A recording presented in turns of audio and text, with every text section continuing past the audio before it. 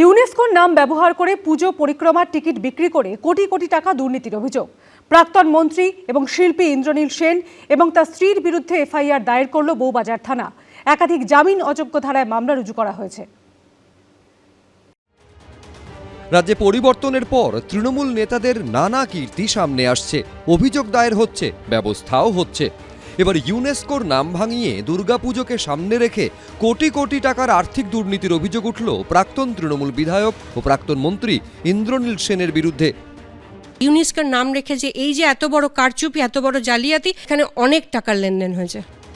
বউবাজার থানায় জামিন অযোগ্য ধারায় এফআইআর হলো ইন্দ্রনীল সেন ও তার স্ত্রীর বিরুদ্ধে, যার মধ্যে রয়েছে অপরাধমূলক বিশ্বাসভঙ্গ, প্রতারণা, জালিয়াতি, গুরুত্বপূর্ণ নথি জাল করে জেনে শুনে তা আসল হিসাবে ব্যবহারের অভিযোগও।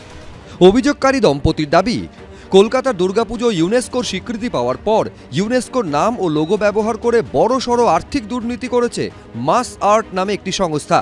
অভিযোগপত্রে দাবি করা হয়েছে সংস্থার মাথায় রয়েছেন প্রাক্তন মন্ত্রী ইন্দ্রনীল সেনের স্ত্রী মধুছন্দা সেন। এরা একটা বলে যে ইউনেস্কো এদের সঙ্গে পার্টনার করেছে এবং এরা কলকাতার 24টা দুর্গাপুজোকে আউট অফ 1000 পুজোর মধ্যে 24টাকে সিলেক্ট করবে। এই 24টার মধ্যে লোকের এন্ট্রি পাস হবে। প্রথম 5 দিন আপনাকে 4000 টাকা করে এন্ট্রি পাস দিয়ে টিকিট কেটে পুজো দেখতে হবে।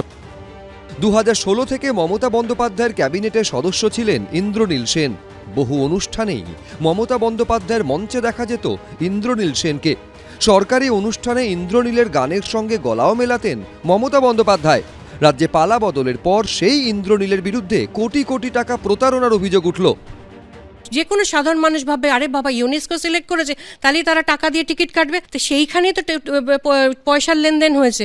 অথচ ইউনেস্কো কিন্তু আমাদের কাছে লিখিত দিয়েছে আমরা কোনো রকম ইউনেস্কো যেতেই পারে না, ফিনান্সিয়াল কোনো এগ্রিমেন্টে কারোর সঙ্গে চুক্তিবদ্ধ হতেই পারে না। আমরা এত বছর কিছু করতে পারিনি কারণ রাজ্যে তখন তৃণমূল সরকারের রমরমা, তখন আমরা করতে গেলে আমার কমপ্লেন কেউ নেবে। যদিও এই অভিযোগ ভিত্তিহীন বলে উড়িয়ে দিয়েছেন ইন্দ্রনীল সেন। 100% এটা একটা ভিত্তিহীন একটা অভিযোগ।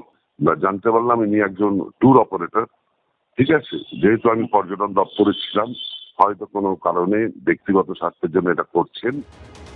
সম্প্রতি প্রাক্তন মন্ত্রী ও শিল্পী ইন্দ্রনীল সেনের বিরুদ্ধে অভিযোগ তোলেন সঙ্গীত শিল্পী ঋদ্ধি বন্দ্যোপাধ্যায়ও। তারা 4-5টা করে 6টা-7টা করেও এক একজন অনুষ্ঠান পেতেন এবং প্রত্যেকে হাই পেমেন্ট পেতেন, সেটা ব্যাংকে পড়তো। সেখান থেকে টাকাটা রিটার্ন হয়ে আবার চলে আসছে অন্য জায়গায় তোলার মতন করে বা কাটমানির মতো করে। এবার ইন্দ্রনীল সেন ও তার স্ত্রীর বিরুদ্ধে আর্থিক প্রতারণার অভিযোগে এফআইআর দায়ের হলো। হিন্দোল দে, পার্থপ্রতিম ঘোষ, এবিপি আনন্দ, কলকাতা। এবিপি আনন্দ, এগিয়ে থাকে, এগিয়ে রাখে।